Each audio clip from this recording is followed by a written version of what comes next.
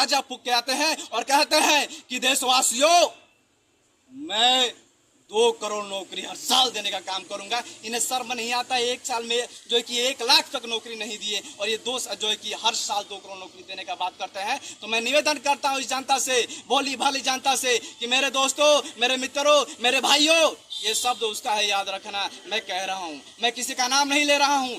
अभी का सरकार शासन कर रहा है सत्ता में। नाम अपने परिचय बताइए। मेरा नाम सत्यारण बहुजन पाठशाला उत्तर प्रदेश जी। और मैं यहाँ अपने मुसलमान भाइयों के हक के लिए आया हूँ और हमारे देश में जो हो रहे अत्याचार और शोषण बहनों के साथ या फिर दलित भाइयों के साथ, उसके लिए हम लोग आए यहाँ पे कि उनके साथ ऐसा शोषण ना हो। और मैं ये छुट्टी सरकारों के लिए बात कहना चाहता हूँ जो हमें गुमराह कर रहे हैं कि दर दर राहें कांटे बिछाए जाते हैं, कि दर दर राहें कांटे बिछाए जाते हैं, भाई से भाई को लड़ाए जाते हैं। जो हिंदू मुस्लिम में दरार की जहर फूकता है वो सांप बिल में नहीं, वो सांप बीजेपी और कांग्रेस में पाए जाते हैं, वो सांप बीजेपी और कांग्रेस में पाए जाते हैं।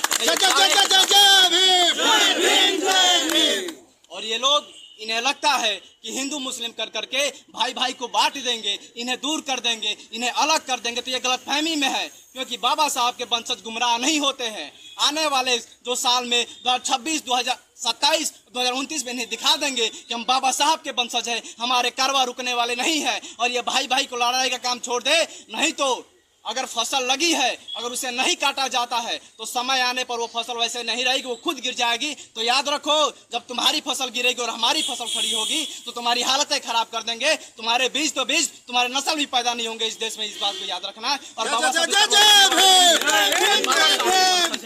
ये याद रखना महोदय जी, आज हम यहाँ जिला कार्यालय पे आए हैं और जिला अधिकारी को ज्ञापन सौंपे और अपने मुसलमान भाइयों के जो संभल में अत्याचार हो रहे हैं, 4 भाई को गोली मारा गया है, ये कितनी दुख की बात है। वहाँ बहनों पे लाठियां और जो है कि कंकड़ मारे जा रहे हैं, ये बहुत शर्म है।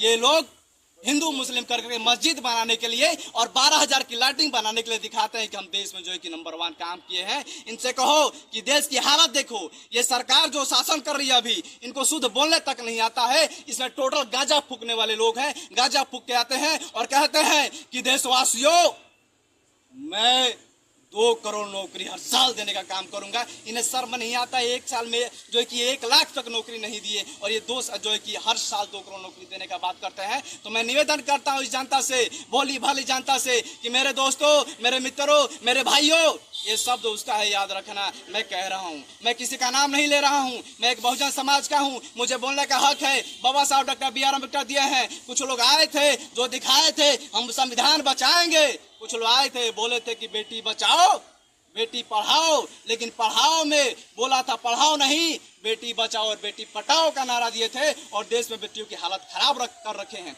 यही लोग इस देश में जो है कि मिट्टी के औरत को वस्त्र पहना करके ये भोग लगाते हैं और इसी देश में एक जीवित औरत को नंगा कर करके जो है किलोमीटर दौड़ाते हैं। और इसका प्रूफ मणिपुर आज आपके सामने दिख रहा है। तो मैं निवेदन करता हूँ मेरे भाइयों कि दिल में लगी जो आग है, जय जय जय जय जय भीम, इस बलिया की जिला अध्यक्ष, इस बलिया की कमेटी, मेरे ये सब भाई, ये मीडिया प्रभारी, यहाँ इनके दिल में लगी जो आग है, क्या वो नशा है? कि इनके दिल में लगी जो आग है, क्या वो नशा है? उन चिंदी चोरों को कह दो वो संविधान, वो मुस्लिम, वो दलित क्या मिटाएंगे? अरे यहाँ हर कड़कड़ में अम्बेडकर बसा है, यहाँ हर कड़कड़ में अम्बेडकर बसा है। जय भीम, जय भीम।